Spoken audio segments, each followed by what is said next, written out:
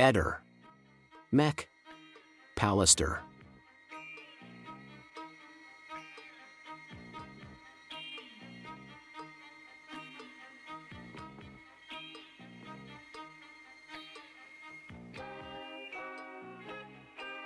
È possibile che Liliana è andata sul luogo del ritrovamento minacciata? Ma questo saranno gli inquirenti che ce lo diranno.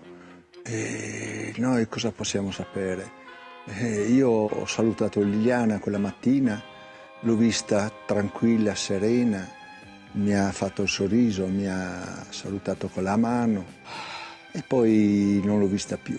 Dopo successivamente, quando nel pomeriggio dai telefonini è venuto fuori che questa chiamata alle 8:22, lì deve essere successo qualcosa. E lì, secondo me, gli inquirenti devono capire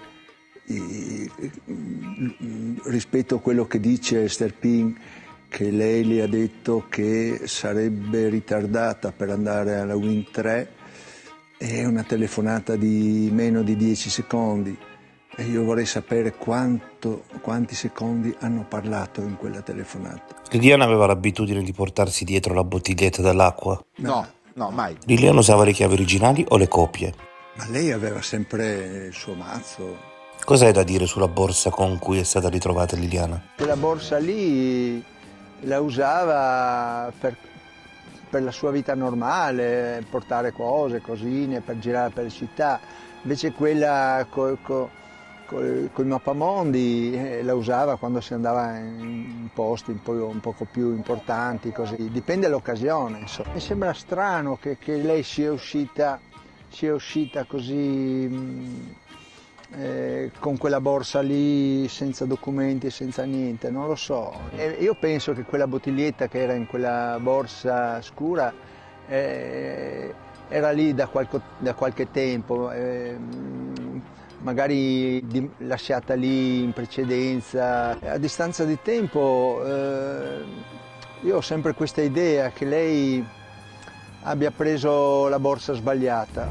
Lei teneva tutte le borse lì in quel scompartimento dell'armadio. Ti dico, io quando ho salutato Liliana, quando abbiamo fatto la colazione, quando è venuta a prendermi la pressione, l'ho trovata a posto.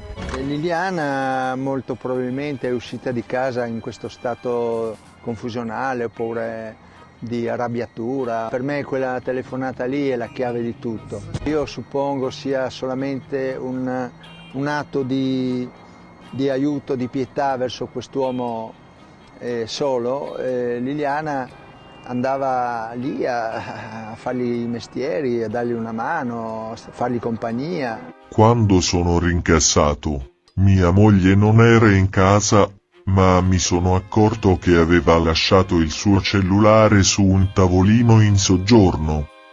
Non mi sono stupito, né che avesse dimenticato il cellulare a casa, poiché era successo altre volte, né che fosse uscita senza avvertirmi, poiché capita spesso che omettiamo di avvertire se uno dei due esce di casa, essendo piuttosto indipendenti.